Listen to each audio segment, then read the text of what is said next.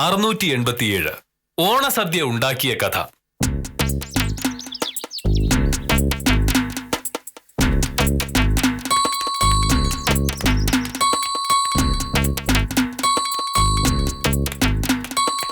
നമസ്കാരം സാർ. നമസ്കാരം. വിജയൻ എന്താ താമസിച്ചത്? രാവിലെ എഴുന്നേറ്റപ്പോ കുറച്ച് താമസിച്ചുപോയി.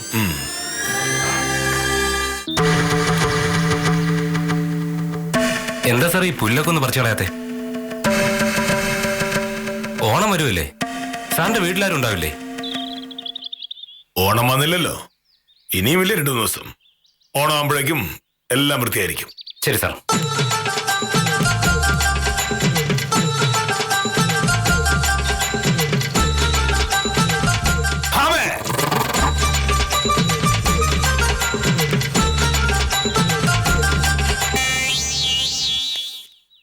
നാട്ടുകാരെ കൊണ്ട് ഓരോന്ന് പറയിപ്പിക്കാൻ വേണ്ടി ചെയ്തു വെച്ചിരിക്കുക. ഇതൊക്കെ ചെയ്യാൻ ഞാൻ തന്നെ വേണമെന്ന് വെച്ചാ വലിയ കഷ്ടം തന്നെ. എന്താണ് നീ മുറ്റം നോക്കിയേ, ഈ പുല്ലൊക്കെ പറിച്ചു കളഞ്ഞ് വൃത്തിയാക്കിടാൻ ഞാൻ തന്നെ പറയണം. ഓ, പുല്ല് പറിക്കണമെന്നും മുറ്റം വൃത്തിയാക്കണമെന്നും ഒക്കെ എനിക്കും വലിയ ആഗ്രഹമുണ്ട് മോനട്ടാ. പക്ഷെ ഒന്നും നേരം കിട്ടണ്ടേ. എനിക്ക് ഈ വീട്ടിൽ എന്തൊക്കെ ജോലിയുണ്ടെന്ന് ഞാൻ പറയാതെ തന്നെ മോഹനേട്ടൻ അറിഞ്ഞൂടെ എന്ന് പറഞ്ഞ് മുറ്റം വൃത്തികേടാക്കിടാൻ പറ്റൂ? ഓണമാണ് വരുന്നത്. പല ബന്ധുക്കളെ പരിചയക്കാരെ കരുതുന്ന എന്ത് ചെയ്യും? നാണക്കേടാവും. മോഹനേട്ടൻ ഒരു കാര്യം ചെയ്യും, ആഫീസിൽ പോകുന്നവരെയുള്ള സമയം മോഹനേട്ടൻ ഒന്ന് മനസ്സ് വെച്ചിട്ടുണ്ടെങ്കിൽ ഈ മുറ്റം വൃത്തിയാക്കാൻ വല്ല പാടുണ്ടോ? ഞാനോ? പിന്നെ ഞാനോ? വീട്ടുജോലി സ്ത്രീകൾ തന്നെ ചെയ്യണമെന്നുള്ള ഒരു നിയമവും നമ്മുടെ നാട്ടിലില്ല. മുറ്റം വൃത്തിയായിരിക്കേണ്ടത് പെണ്ണുങ്ങളുടേതുപോലെ തന്നെ ആണുങ്ങളുടെ ആവശ്യമാണ്. അപ്പുറത്ത് തൂമ്പേരിപ്പുണ്ട്. ഇപ്പൊ തുടങ്ങിയിട്ടുണ്ടെങ്കിൽ 8 ആകുമ്പോഴേക്കും ഈ ജോലി എല്ലാം തീരും. എന്നിട്ട് കൂടി സുന്ദരനായി നേരെ ആഫീസിലും പോവല്ലോ. ഓക്കെ.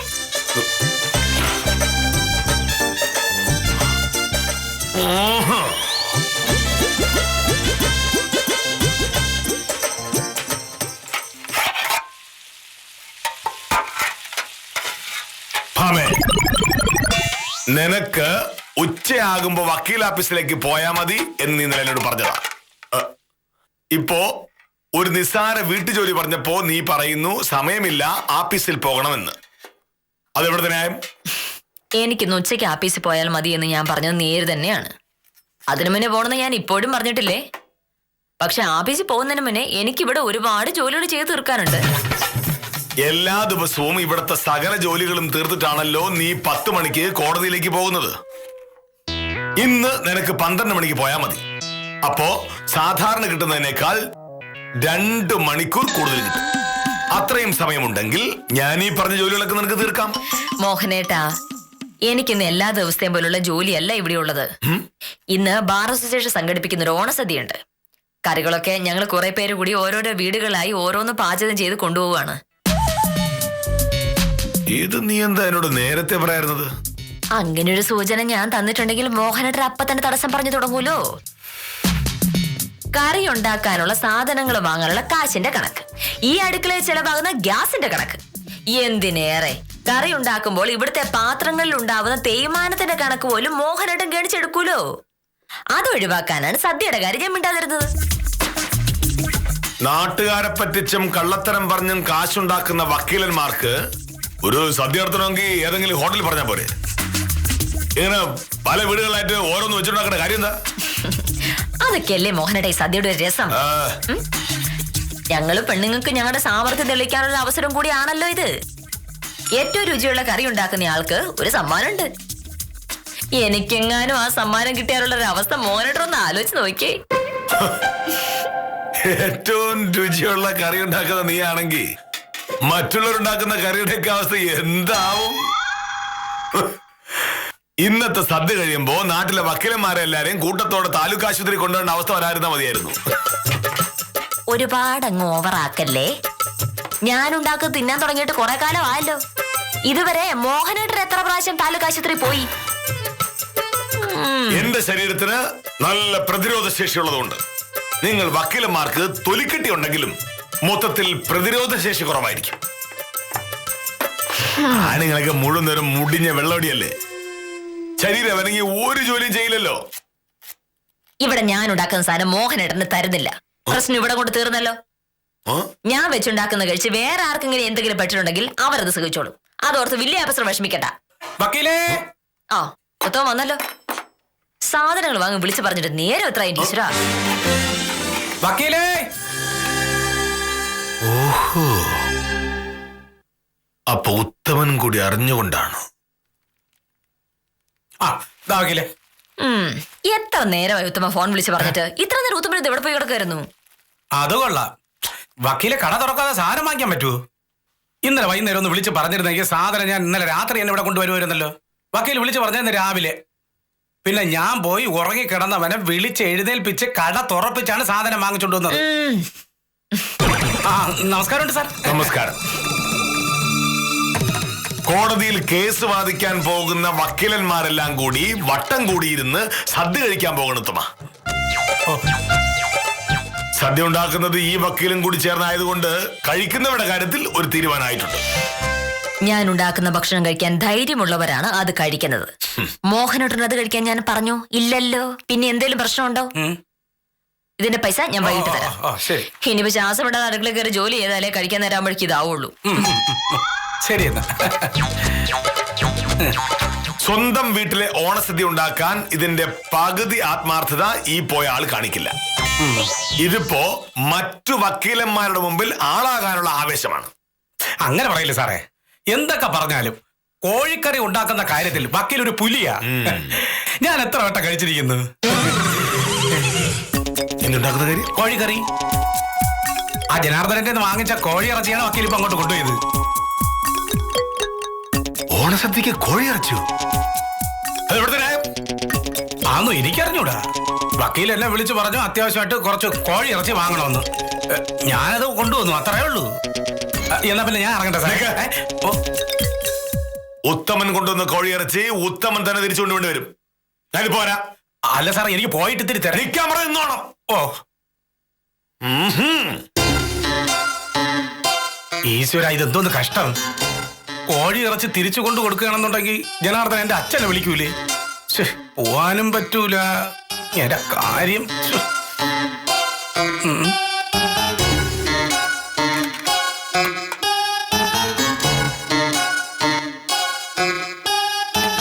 എന്താ കൊണ്ടുവന്നത്? കോഴിയിറച്ചി. ബാർ അസോസിയേഷന്റെ ഓണാഘോഷത്തിന് സദ്യ നടത്തുമ്പോ നീ കോഴിക്കറിയാണ് ഉണ്ടാക്കിക്കൊണ്ട് പോകുന്നത്? അതിനെന്താണ്? വക്കീലന്മാർ എന്തലമ്പും കാണിക്കുന്നവരോട് ഞാൻ കേട്ടിട്ടുണ്ട്. പക്ഷേ ഓണാഘോഷത്തിന് പിന്നിൽ ഇങ്ങനെ ഒരു വൃത്തികേട് കാണിക്കാൻ ഞാൻ സമ്മതിക്കില്ല. വൃത്തികേടുന്നോ? എന്ത് വൃത്തികേട്? ഭാമേ, ഓണസദ്യ എങ്ങനെ ഇരിക്കണമെന്ന കാര്യത്തിൽ നൂറ്റാണ്ടുകളായി നമുക്കൊരു രീതിയുണ്ട്. ചോറ്, പരിപ്പ്, സാമ്പാർ, രസം, മോര്, അവിയൽ, തോരൻ, കിച്ചടി, പച്ചടി, അച്ചാറ്, ഉപ്പേരി, പപ്പടം, പഴം, പായസം. ഇതൊക്കെയാണ് ഓണസദ്യയുടെ വിഭവങ്ങൾ. അല്ല, കോഴിക്കറിയല്ല. ഓണത്തിന് കോഴിയിറച്ചി കഴിക്കാൻ പാടില്ല എന്ന് ഇന്ത്യൻ ഭരണഘടന എഴുതി വെച്ചിട്ടുണ്ടോ? ഇത് ഇന്ത്യൻ ഭരണഘടനയുടെ കാര്യമല്ല. ഓണത്തിന് ഒരു ഭരണഘടനയുണ്ട്. അതനുസരിച്ചാണ് മലയാളികൾ കാലാകാലമായി ഓണം ആഘോഷിക്കുന്നത്. അത് നിങ്ങൾ വക്കീലന്മാർക്ക് തോന്നുന്ന പോലെ മാറ്റി പറിക്കാനുള്ളതല്ല. ഈ മലയാളികൾ എന്നതുകൊണ്ട് മോഹനേട്ടൻ ആരെയാണ് ഉദ്ദേശിക്കുന്നത്? മലയാളികൾ എന്ന് പറഞ്ഞാല് കേരളത്തിൽ ജീവിക്കുന്ന മലയാളം സംസാരിക്കുന്ന ആളുകൾ. ഓണം മലയാളികളുടെ ആഘോഷമാണ്. ഈ കേരളം എന്ന് പറയുന്നത് തൃശ്ശൂരിന് തെക്കോട്ട് മാത്രമേ ഉള്ളൂ, അതോ മലബാർ അതിൽപ്പെടുവോ? മലബാർ കേരളത്തിലാണല്ലോ. ആ മോഹനേട്ടാ, മലബാറിലുള്ള ആളുകൾ കാലാകാലങ്ങളായി ഓണത്തിന് ഇറച്ചിയും മീനും ഒക്കെ കഴിക്കാറുണ്ട്. സംശയോടെ മോഹനോട് തന്നെ അന്വേഷിച്ചു നോക്ക്. ഓണത്തിന് സസ്യാഹാരം മാത്രമേ കഴിക്കാവൂന്ന് ഒരിടത്തും പറഞ്ഞിട്ടില്ല. മലബാറിലുള്ള ആളുകൾ ഓണക്കാലത്ത് പലതരം ഇറച്ചികളൊക്കെ ഉണ്ടാക്കി കഴിക്കുന്നവരാ. അതെങ്ങനെ ശരിയാവും ഭാമേ? ഓണത്തിന് മാംസാഹാരം പാടില്ല എന്ന് മോഹനേട്ടൻ മാത്രം ഇങ്ങനെ പറഞ്ഞിട്ട് വല്ല കാര്യമുണ്ടോ? മോഹനേട്ടൻ ഒരു ശുദ്ധ വെജിറ്റേറിയൻ ആണ്. നല്ലത് തന്നെ. അതുകൊണ്ട് മറ്റുള്ളവർ മോഹനേട്ടനെ പോലെ ഓണം ആഘോഷിക്കണമെന്ന് പറഞ്ഞാൽ അത് നടക്കുമോ മോനേട്ടാ? ഒരു സ്വതന്ത്ര ജനാധിപത്യ രാജ്യത്ത് ഇഷ്ടമുള്ള ഭക്ഷണം കഴിക്കാനുള്ള സ്വാതന്ത്ര്യമെങ്കിലും മനുഷ്യന് വേണ്ടേ? ഏതൊക്കെ നാട്ടിൽ ആരൊക്കെ എന്തൊക്കെ കഴിച്ചാലും ഒരു ഓണസദ്യക്ക് കോഴിക്കറി ഉണ്ടാക്കുന്നത് ശരിയല്ല. ഇനിയിപ്പോ നിന്റെ ബാർ അസോസിയേഷനിലെ വക്കീലന്മാർക്ക് കോഴിക്കറി കഴിച്ചേ പറ്റൂന്നാണെങ്കിൽ അത് വേറെ ആരെങ്കിലും ഉണ്ടാക്കട്ടെ. നീ ഉണ്ടാക്കാൻ പറ്റില്ല. കാരണം എന്താ? കാരണം നീ മോഹനകൃഷ്ണന്റെ ഭാര്യയാണ്. ഓരോ കാര്യങ്ങൾ എങ്ങനെ ചെയ്യണമെന്ന് ഭംഗിയായി അറിയാവുന്ന മോഹനകൃഷ്ണന്റെ ഭാര്യ. ഓണസദ്യക്ക് നീ കോഴിയിറച്ചി ഉണ്ടാക്കിയെന്ന് നാട്ടുകാരറിഞ്ഞാൽ എന്റെ മാനം പോവില്ലേ? ഞാൻ അപ്പുറത്തെ പറമ്പിൽ പോയി കപ്പയോ ചേമ്പോ മോഷ്ടിച്ചെന്ന് അറിഞ്ഞിട്ടുണ്ടെങ്കിൽ മോഹനേട്ടന്റെ മാനം പോവും. പക്ഷേ ഞാൻ കോഴിക്കറി ഉണ്ടാക്കുന്നതിന്റെ പേരിൽ എങ്ങനെയാ മോഹനേട്ട മാനം പോവാ? എന്റെ അറിവിൽ ഭാര്യ കോഴിക്കറി വെച്ചതിന്റെ പേരിൽ ഒരു ഭർത്താവിന്റെ മാനം ഇതുവരെ പോയിട്ടില്ല.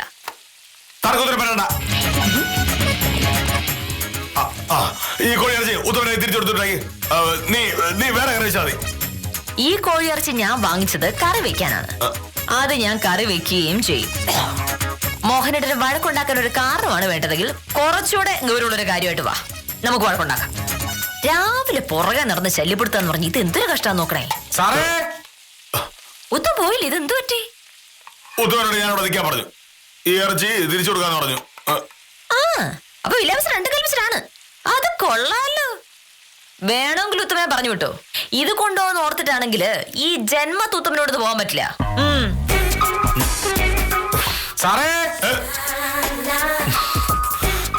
ഈശ്വര, ഓണമായിട്ട് ഓണത്തിന് സാധനങ്ങൾക്ക് വില കൂടും. ഇവിടെ ഉണ്ട് സാർ, ഞാൻ ഇവിടെ ഇരിക്കുകയായിരുന്നു. അവള് കോഴിയിറച്ചി തരില്ല. ഓ, ഓണസദ്യയുടെ കൂടെ കോഴിയിറച്ചി വിളമ്പി എന്നെ കൂടി നാണം കെടുത്താനാണ് അവളുടെ പരിപാടി. എന്നാ പിന്നെ ഞാൻ ഇവിടെ നിന്നിട്ട് കാര്യമില്ലല്ലോ, പൊക്കോട്ടെ സാറേ. ഭാമ ഓണസദ്യക്ക് കോഴിയിറച്ചി വിളമ്പിയ കാര്യം നാട്ടിൽ പാട്ടായി എനിക്ക് നാണക്കേടുണ്ടായാൽ ഉത്തമനെ വെച്ചിട്ടുണ്ട്. ഞാൻ ഒന്നും ചെയ്തില്ല സാർ. ഭാമയുടെ സകല തോന്നിയ വശങ്ങൾക്ക് കൂട്ടി നിൽക്കുന്നത് ഒറ്റാളാ.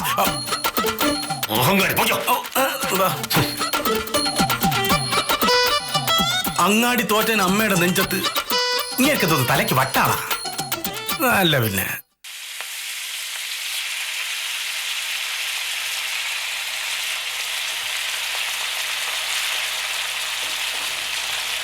ഉത്തമൻ പറഞ്ഞിട്ട് പോയെന്നറിയാമോ? ഓണസദ്യക്ക് കോഴിക്കറി വെക്കുന്ന വക്കീലിന് തലയ്ക്ക് സുഖമില്ലെന്ന്. അങ്ങനെ പറഞ്ഞോ? അങ്ങനെ തന്നെ പറഞ്ഞു. സംശയം ഉണ്ടെങ്കിൽ ചോദിച്ചു നോക്ക്. ചോദിക്കേണ്ട കാര്യമൊന്നുമില്ല. ഇനി ഏതെങ്കിലും ഒരു കേസിന്റെ കാര്യം പറഞ്ഞ് ഉത്തമം വരുമല്ലോ, അപ്പൊ ഞാൻ പറയും എന്റെ തലയ്ക്ക് സുഖമില്ല, തലയ്ക്ക് നല്ല സുഖമുള്ള ഏതെങ്കിലും ഒരു വക്കീലിനെ അന്വേഷിച്ചോളാം. അതാണോ അതിന്റെ ന്യായം? നീ ചെയ്യുന്നത് ശരിയല്ല എന്നൊരാൾ പറയുമ്പോ തെറ്റ് തിരുത്താൻ നോക്കുന്നതിന് പകരം തെറ്റ് ചൂണ്ടിക്കാണിക്കുന്ന ആളോട് പ്രതികാരം ചെയ്യും എന്നാണോ പറയേണ്ടത്? മോഹനേട്ടൻ ഇപ്പൊ എന്താ വേണ്ടത്? പറഞ്ഞല്ലോ, നീ ഓണസദ്യക്ക് കോഴിക്കറി ഉണ്ടാക്കാൻ പാടില്ല. മോഹനേട്ടാ, ഓണത്തിന് ഇനിയും ഉണ്ട് 4-5 ദിവസം. ഓണത്തിന് അന്ന് ഇവിടെ മോഹനേട്ടന് നല്ല ഗംഭീര സദ്യ ഞാൻ ഉണ്ടാക്കി തരും. അന്നത് ശുദ്ധ വെജിറ്റേറിയനും ആയിരിക്കും. മോഹനേട്ടൻ നേരത്തെ പറഞ്ഞ സകല വിഭവങ്ങളും ചേർത്ത് ഒരു 4 കൂട്ടം പായസം ഒക്കെ കൂട്ടി ഒരു തകർപ്പൻ സദ്യ. അതുപോരല്ലോ. ഇന്ന് ബാർ അസോസിയേഷൻ നടത്തുന്നതും പേരിനൊരു ഓണസദ്യ ആണല്ലോ. അപ്പോ സാധാരണ ഓണസദ്യ പോലെ ആയിരിക്കണം അതും. മോഹനേട്ടാ, ആ സദ്യക്ക് മോഹനേട്ടൻ ആരെങ്കിലും ക്ഷണിച്ചിട്ടുണ്ടോ? ഇല്ല. ഞങ്ങള് വക്കീലന്മാരെല്ലാം കൂടി വട്ടം കൂടിയിരുന്ന് ഒരു ദിവസം ഊണ് കഴിക്കുന്നു. അപ്പൊ ഞങ്ങൾ എന്തൊക്കെ കഴിക്കണമെന്ന് ഞങ്ങൾ തന്നെ തീരുമാനിക്കുന്നല്ലേ അതിന്റെ ഒരു മര്യാദ. അതില് മോഹനേട്ടൻ എന്തിനാണ് ഇങ്ങനെ ഇടപെടുന്നത്? ഒന്നാമത്തെ കാര്യം, ആ സദ്യ ഒരു ഓണസദ്യയാണെന്നാണ് നിങ്ങൾ പറയുന്നത്. രണ്ടാമത്തെ കാര്യം, ആ ഓണസദ്യക്ക് കോഴിക്കറി വെച്ചുകൊണ്ട് പോകുന്നത് എന്റെ ഭാര്യ. ഈ സദ്യയെ പറ്റി പുറത്തിറങ്ങി കഴിയുമ്പോ ആളുകൾ കളിയാക്കി ചിരിക്കും. എന്നെ കാണുന്നവർ ചോദിക്കും, മോഹനേട്ടൻ സാറേ, മോഹനേട്ടൻ സാറേ, സാറിന്റെ ഭാര്യ ഓണസദ്യക്ക് കോഴിക്കറി ഉണ്ടാക്കി അല്ലേ എന്ന് ഞാൻ എന്തു പറയും? അയ്യോ, അപ്പൊ മോഹനേട്ടൻ പറയണം മോഹനേട്ടന് ഭയങ്കര പല്ലുവേദനയാ, ഒന്നും സംസാരിക്കാൻ പറ്റില്ല. അല്ലെങ്കിൽ വേറൊരു വഴി, ഞങ്ങൾ വക്കീലന്മാര് ചെയ്യുന്ന പോലെ മോഹനേട്ടൻ വില്ലേജ് ഓഫീസിൽ ഒരു സദ്യ സംഘടിപ്പിക്ക്. മോഹനേട്ടൻ ഇഷ്ടത്തിനനുസരിച്ച് അപ്പൊ കാര്യങ്ങൾ നടക്കും. സദ്യ നടത്താൻ വില്ലേജ് ഓഫീസ് ഹോട്ടലല്ല, അതൊരു സർക്കാർ സ്ഥാപനമാണ്. അപ്പോ സർക്കാർ ഉദ്യോഗസ്ഥൻ സർക്കാർ ചട്ടങ്ങൾ അനുസരിച്ച് എന്തെങ്കിലുമൊക്കെ ചെയ്യ്. ഞങ്ങൾ വക്കീലന്മാരുടെ കാര്യം ഞങ്ങൾ അന്വേഷിച്ചോളാം. ഓക്കെ?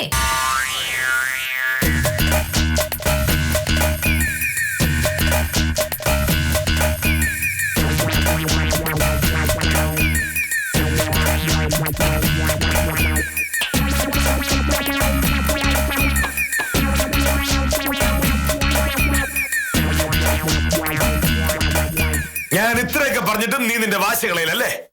ഇതിപ്പോ എനിക്കല്ലല്ലോ മോഹനേട്ട വാശി, മോഹനേട്ടനല്ലേ. ഞാൻ എന്തേലും ചെയ്തോട്ടെ എന്ന് കരുതി വിട്ടുകളേണ്ട കാര്യമില്ലേ മോഹനേട്ടുണ്ടായിരുന്നുള്ളൂ. പക്ഷെ മോഹനേട്ടൻ പറയുന്ന മാത്രമാണ് ശരിയെന്ന് പറഞ്ഞ് എന്റെ പുറകെ നടക്കുന്നത് അപ്പൊ മോഹനേട്ടന്റെ വാശി കൊണ്ടല്ലേ? ചില കാര്യങ്ങളിൽ ഞാൻ വാശി കാണിക്കും. ഞാൻ ഒരു മലയാളിയാണ്. മലയാളികളുടെ ഉത്സവമായ ഓണത്തെ അലങ്കോലമാക്കാൻ നിന്നെ പോലുള്ളവർ നോക്കുമ്പോ ഞാൻ വാശി കാണിക്കാതിരിക്കുന്നത് എങ്ങനെയാണ്? ഞാനൊരു കാര്യം ചോദിക്കട്ടെ, ഓണത്തെ പറ്റിയാ? ചോദിക്ക്. ശരിക്കും ഈ ഓണത്തിന്റെ ഐതിഹ്യം എന്താ? നിനക്കറിയില്ലേ? ഞാൻ കേട്ടിട്ടുള്ളത് മഹാബലിയുടെ ഒരു കഥയാ. അസുര രാജാവായിരുന്ന മഹാബലി കേരളം ഭരിച്ചിരുന്നു. ദേവേന്ദ്രന്റെ അപേക്ഷ പ്രകാരം വാമനവേഷം ധരിച്ചെത്തിയ മഹാവിഷ്ണു മഹാബലിയെ പാതാളത്തിലേക്ക് ചവിട്ടി താഴ്ത്തി. മഹാബലിയുടെ അപേക്ഷ മാനിച്ച് വർഷത്തിലൊരിക്കൽ കേരളത്തിലെത്തിയ പ്രജകളെയൊക്കെ കാണാൻ മഹാവിഷ്ണു മഹാബലി ചക്രവർത്തിക്ക് അനുവാദം നൽകി. അങ്ങനെ മഹാബലി പ്രജകളെ കാണാൻ വരുന്നു. അതാണ് ഓണം. ശരിയാണോ? ഈ മഹാബലി വെജിറ്റേറിയൻ ആയിരുന്നു? ആയിരുന്നു. ആര് പറഞ്ഞു? അസുര രാജാവായിരുന്നല്ലേ മഹാബലി. അസുരന്മാർ സസ്യബുക്കുകളാണെന്ന് ഞാൻ ഒരിടത്തും വായിച്ചിട്ടില്ല. സ്വാഭാവികമായിട്ടും മറ്റ് അസുര ചക്രവർത്തിമാരെ പോലെ മഹാബലിയും ഇറച്ചി മീനും ഒക്കെ കഴിച്ചിട്ടുണ്ടായിരിക്കും. അപ്പൊ പിന്നെ അങ്ങനെയുള്ള മഹാബലിയുടെ ഓർമ്മ ആഘോഷിക്കുമ്പോ നമ്മൾ എന്താണ് ഈ മാംസം ഒഴിവാക്കുന്നത്? ചെറുതായിട്ട് ഉത്തരമുട്ടിയോ? കുഞ്ഞിനായിട്ട്. മോഹനേട്ടാ, സസ്യാഹാരം മാത്രം കഴിക്കുന്നത് ശരീരത്തിന് നല്ലതാണ് എന്നുള്ള കാര്യത്തിൽ ഒരു സംശയവും ഇല്ല. പക്ഷേ നമ്മൾ നമുക്ക് തോന്നുമ്പോ ഇറച്ചി മീനും കഴിക്കുകയും പിന്നെ മഹാബലിയുടെ പേര് പറഞ്ഞ് 3 ദിവസം വെജിറ്റേറിയൻ ആവുകയും ചെയ്യുന്നു. അത് ശുദ്ധ തട്ടിപ്പാന്ന് ഞാൻ പറഞ്ഞുള്ളൂ. മഹാബലി ഇറച്ചി മീൻ കഴിക്കുന്നത് നീ കണ്ടിട്ടുണ്ടോ? കഴിക്കാതിരിക്കുന്നത് മോഹനേട്ട കണ്ടിട്ടുണ്ടോ? എല്ലാ കാര്യങ്ങളും കാണണമെന്നില്ല. ഇല്ല, ബുദ്ധി ഉപയോഗിച്ചാൽ മതി. അങ്ങനെ ഞാൻ എന്റെ ചെറിയ ബുദ്ധി ഉപയോഗിച്ചപ്പോഴാണ് ഇത്രയേറെ കാര്യങ്ങൾ എനിക്ക് മനസ്സിലായത്. മോഹനേട്ടാ, ബുദ്ധി ഉപയോഗിക്കാനുള്ളതാണ്, ഇങ്ങനെ മൂടി വെക്കാനുള്ളതല്ല. ആരോ വിളിക്കുന്നുണ്ട്. ചെല്ല്. കഷ്ടം.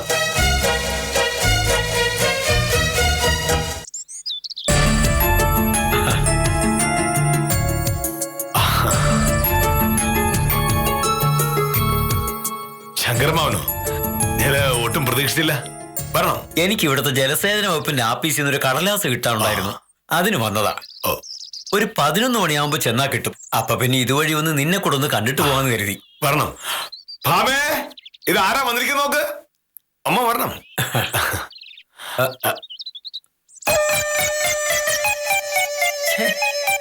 ഇതെന്താ മോനേഷ ഇങ്ങനെ? മുറ്റം നിറയെ പുല്ലാണല്ലോ. ഒരു ജോലിക്കാരനെ നിർത്തി എല്ലാം ഒന്ന് വൃത്തിയാക്കാൻ പാടില്ലായിരുന്നോ? ശരിയാക്കിടണം.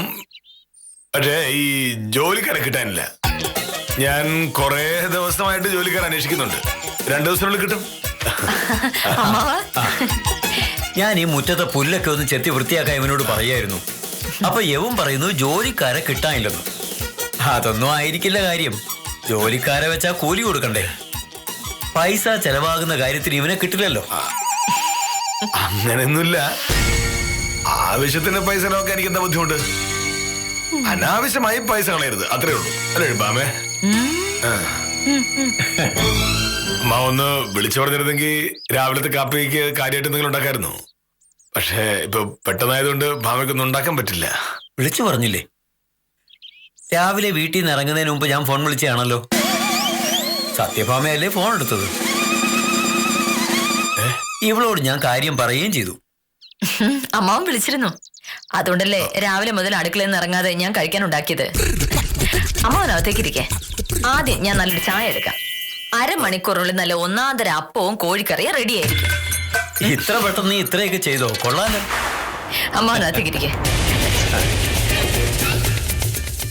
അമ്മാവൻ രാവിലെ വിളിച്ച് പറഞ്ഞ ഉടനെ ഞാൻ ഉത്തമനെ വിളിച്ച് കോഴി ഇറച്ചി വാങ്ങിക്കൊണ്ടുവരാൻ പറഞ്ഞു. രാവിലെ കാപ്പിക്കുള്ള കോഴിയാണ് ആ കൊണ്ടുവന്നത്. ഓണത്തിന് ഇനിയില്ലേ 3-4 ദിവസം. ഇന്നതുകൊണ്ട് കോഴി ഇറച്ചി കഴിക്കാലോ അല്ലേ? ബാർ അസോസിയേഷന്റെ സദ്യക്കാണെന്ന് പറഞ്ഞത് ഞാൻ പറഞ്ഞിട്ടേ ഇല്ല. ബാർ അസോസിയേഷനിലെ സദ്യക്ക് ഒരു കറി ഞാൻ ഉണ്ടാക്കിക്കൊണ്ട് ചെല്ലൂന്ന് ഞാൻ പറഞ്ഞു. അത് നല്ല ഒന്നാന്തര അവിയലാണ്, കോഴിയിറച്ചി അല്ല. പക്ഷെ ഉത്തമൻ കോഴിയിറച്ചിയായിട്ട് വന്നപ്പോ ഞാൻ ഉണ്ടാക്കാൻ പോകുന്ന കോഴിയിറച്ചിയാണ് എന്ന് സങ്കല്പിച്ച് മോഹനേട്ടൻ എന്നോട് വഴക്ക് തുടങ്ങി. അതല്ലേ സംഭവിച്ചത്? ഇറച്ചി വീട്ടിലെ ആവശ്യത്തിനാണെന്ന് പറയാമായിരുന്നല്ലോ. എന്തിന്? എന്തായാലും മോഹനേട്ടന് വഴക്കുണ്ടാക്കാൻ ഒരു കാരണം വേണം. അപ്പൊ അതാണ് സത്യമെന്ന് ഞാൻ പറഞ്ഞിട്ടുണ്ടെങ്കിൽ വേറെ കാരണം കണ്ടുപിടിക്കാം. അപ്പൊ പിന്നെ ഈ കാരണം തന്നെ ഇരിക്കട്ടെ എന്ന് ഞാൻ കരുതി. ഉത്തമം കൊണ്ടുവന്ന് 2 കിലോ കോഴിയിറച്ചിയല്ലേ. ബാർ അസോസിയേഷൻ ഉള്ളത് 100 ചെല്ലുവാനും വക്കീലന്മാരും. 100 പേർക്ക് 2 കിലോ കോഴി. ഈ 2 കിലോ കോഴിയിറച്ചി കൊണ്ട് 100-ൽ കൂടുതൽ പേർക്ക് ഊണ് കൊടുക്കാൻ ഞാൻ ആരാണ് മോഹനേട്ടാ? യേശു ക്രിസ്തു? ഞാനതൊന്നും ശ്രദ്ധിച്ചില്ല. അതൊന്ന് ശ്രദ്ധിച്ചിരുന്നുവെങ്കിൽ എന്റെ പിന്നാലെ നടന്ന വഴക്കുണ്ടാക്കിയ നേരം കൊണ്ട് ഈ മുറ്റത്തെ പുല്ലൊക്കെ ചെത്തിയൊന്ന് വൃത്തിയാക്കിവിടായിരുന്നു. പറഞ്ഞിട്ട് കാര്യമില്ല. മോഹനേട്ടൻ വീട്ടിൽ വന്നിട്ടുണ്ടെങ്കിൽ എന്റെ മെക്കിട്ട് കയറുക എന്നൊരൊറ്റ ജോലിയില്ലേ ചെയ്യുള്ളൂ. ആ ജോലി ഞാൻ ക്ഷീണിച്ചതല്ലേ. ഇനി കോഴിയിറച്ചി കൂട്ടി നല്ല അപ്പം കഴിച്ചാലോ?